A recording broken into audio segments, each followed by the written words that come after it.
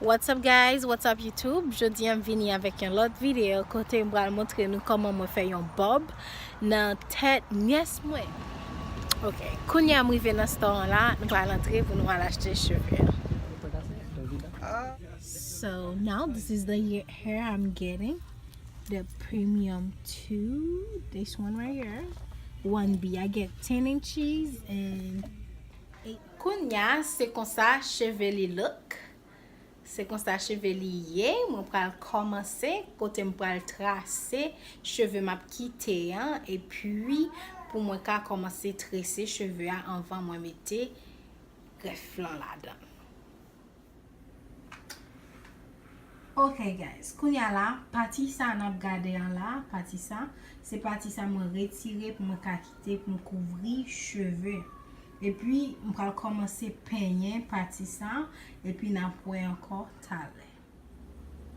C'est comme ça, tête l'assemblée, là moi fin braid ti courir et puis moi quitter cheveux tout devant là yo pour moi ka faire d'enfance, là moi fin peigner cheveux et partie ça c'est partie m'a quitter de yo coude cheveux.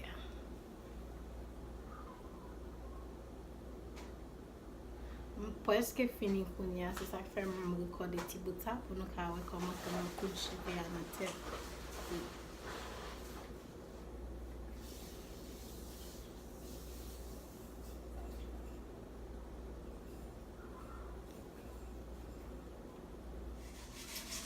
Kounya, greffe la fin coude, ça c'est greffe là, ça c'est longueur lié kounya. Ça c'est one dernier partie que tu fais.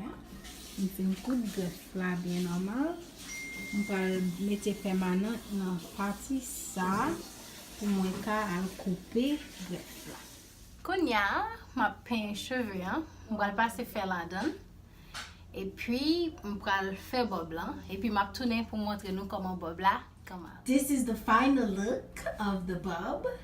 Give the video a thumbs up if you guys like it and comment below, tell me what video you guys wanna see next. Yeah.